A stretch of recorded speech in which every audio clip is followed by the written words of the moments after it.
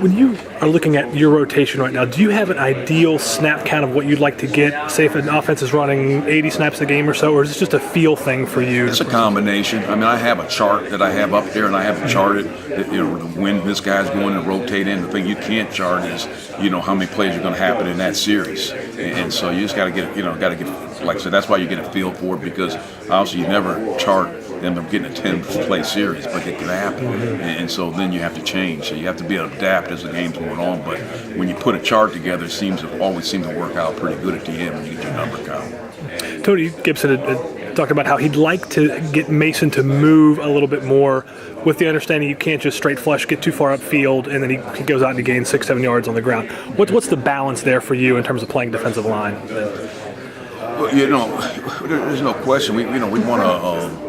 Put the pressure on him to keep him moving. He doesn't like to move out of different windows, as I talk about. But he will, because he sees the field so well, and so it's our job to make sure that we can keep him. The thing we don't want to do is give him, cheap yards, where he can get away and escape from where we are. But we also need the pressure. We're not going to sit there and just kind of cage him in and just let him kind of move around. You got to keep him flushed. You got to keep pressure on him the whole time. And we want to build from what we've been doing and try to keep getting to him as quickly as best we can.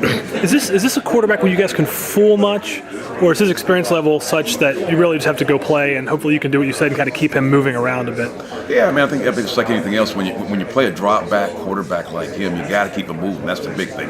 He understands. He understands schemes. He understands how to put his offensive line in the right protection. And so he can do things that other quarterbacks cannot do. And so you just got to out execute. When you went back and watched the film from Baylor, who did you like to jump off the tape for you? Who built upon their performance from the previous weeks? Well, I thought collectively as a group, it was the best collective group outing we had. It's not only from a production standpoint, but from a technique standpoint. Really saw our guys doing the right things on a consistent basis. I challenged them about being labeled inconsistent, and it's like anything else. They respond. Young people tend to respond to challenges. Yeah. Is that something you saw in practice, so that the technique was coming along and that it translated to a game at this point? Yeah, there's no question. I think it's being a young group, we knew that it was going to be work in progress. We're like everybody, you want it to happen faster than it does, but it's you also have to be patient in the process. Okay, so what's the next step then? Just keep polishing and you just got to keep working our technique. Don't go take the key is not to take a step backwards, but keep getting better. We can be more disruptive. We can be, and the more disruptive we'll be, the more productive we'll be.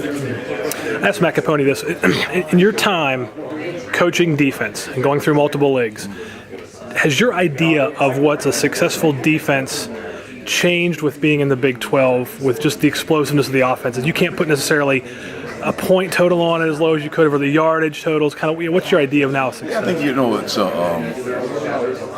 you got to be careful about getting caught up in stats, and I think that's what everybody gets caught up in. So you got to deal with each game individually and what teams are capable of accomplishing, and being able to have a certain number or what you want to accomplish for that game. But you can't worry about statistics, because statistics, especially in this league, can really make you feel like you're not doing a good job, and yet you win the game. So the ultimate outcome is to win the game, and if you do that, who cares? I know people do, but I've been part of successful teams that have great stats, but if you're paying attention to stats, you're probably not going to be very successful.